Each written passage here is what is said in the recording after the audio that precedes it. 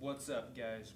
Okay, enzymes is the name of the game today. If you're watching this, it's because you missed out on the Zoom call. So make sure that you tune in next time because I had some definite perks in Classcraft. So, 4 main goals for enzymes today: the role of enzymes, how structure relates to their function, substrate active site compatibility, and then what happens to the enzymes after it does its thing in a chemical reaction. So the first thing that I wanted to just touch on is a little bit about enzymes, what they are chemically.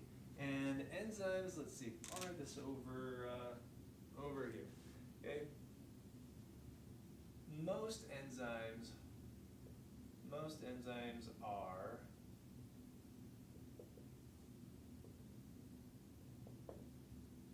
proteins. Okay, most enzymes are proteins. Not all of them are proteins, but generally most of them are. Okay. The second thing is what enzymes do. Enzymes speed up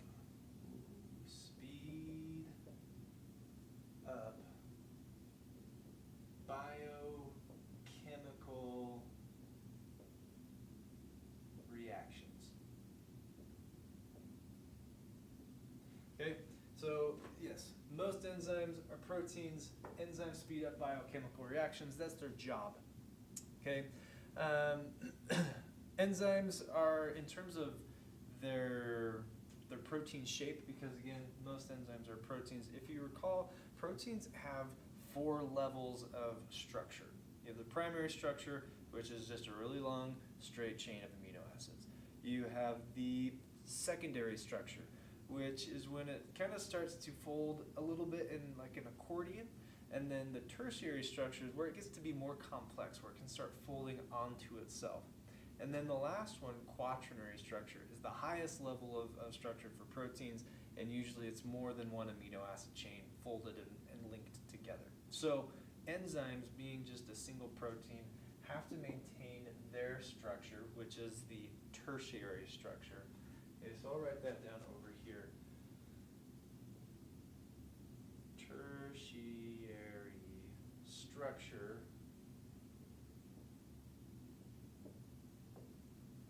must be maintained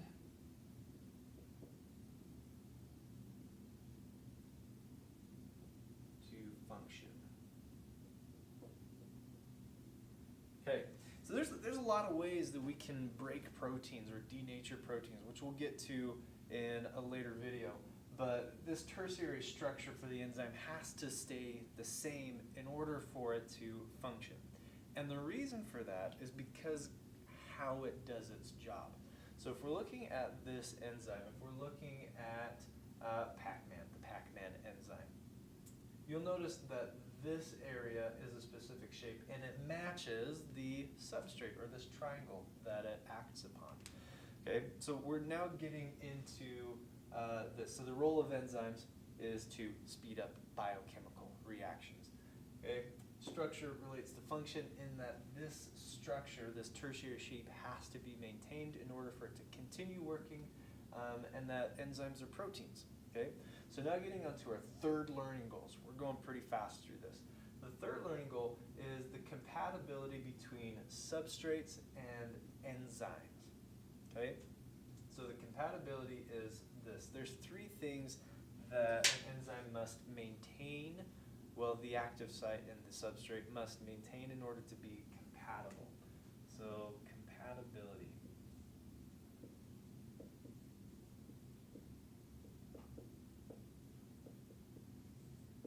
Okay, 3 things. Thing number 1 is the shape. And what I mean by shape is this shape. The shape of the substrate and the shape of the active site. Okay, this area that I've highlighted in green is the active site of the enzyme. Okay, so the shape has to be compatible.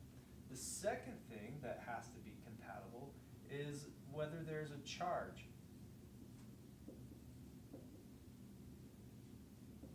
Okay, whether there's a charge, or whether there isn't a charge. If there isn't a charge, then we need to have 2 molecules of substrate and enzyme that are compatible. compatible with no charge. If we have a charge on the substrate but no charge on the enzyme, probably not compatible. If we have a positive charge on the substrate and a positive charge on the enzyme, probably not compatible. So we have to have compatible charges. Okay? The third thing is this. Both substrates and enzymes can be polar or non-polar. So I'll just write polarity. Okay, so if we have a polar substrate and a non-polar enzyme, but the right shape and maybe the right charge, which I don't know if that would work, but essentially if this is polar and this is non-polar, they're not going to work. It's like oil and water. Okay? So compatibility has these three keys. And we call these surface properties. Okay, so surface properties are the properties on the surface of either the active site or the substrate that allows them to be compatible with one another. Okay? Okay. All right, so I'll just give you a couple more little facts about enzymes. Okay, the name of the enzyme. Enzyme names usually contain the name of the substrate or the reaction that they're involved with. So enzyme names usually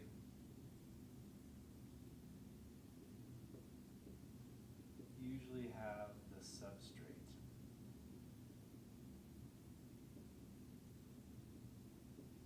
Okay, so this gives you a clue as to what the enzyme is doing. So if it usually has the name of a substrate, here's an example.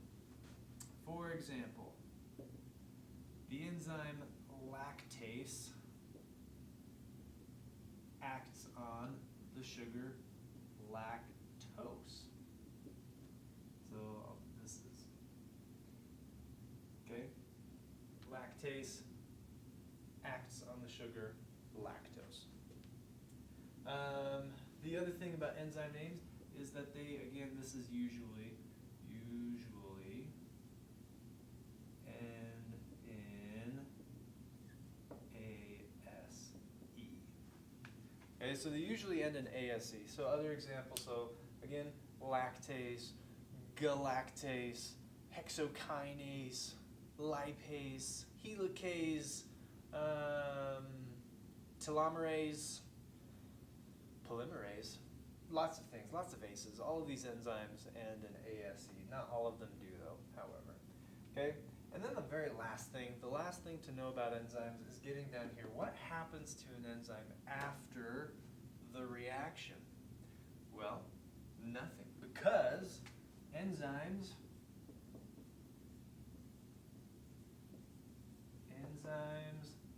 are reusable.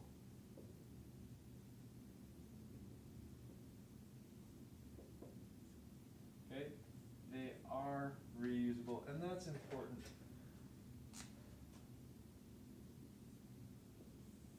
There we go. Okay. Kind of a lot of stuff to cover in a short amount of time, but yes, enzymes. Enzymes, we'll go over the keys again. Number one, the role of enzymes is to speed up chemical reactions.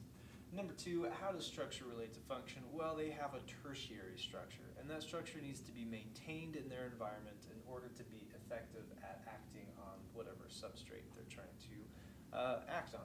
And then the substrate active site compatibility looks like this. There are three things that determine whether a substrate and an active site of an enzyme are going to be compatible, and that's their shape, that is the charge, or whether they don't have a charge, and then whether they're polar or not polar, non-polar, okay? Other things to know about enzymes is that in terms of their name is generally going to tell you what they're acting on or what they're doing. So there is an enzyme in the mitochondria called ATP synthase, and ATP synthase is an enzyme, ends in ASE, that is in charge of synthesizing ATP. Okay? So then, so again, enzyme names usually end in ASE. And lastly, but definitely not least, is that enzymes are reusable. Okay? Okay, so enzymes are reusable, and that makes them really, really important molecules to carry out so many biological reactions. Okay, anyways, you guys are great. If you have any questions, feel free to email me, reach out through Canvas. But other than that, we got this.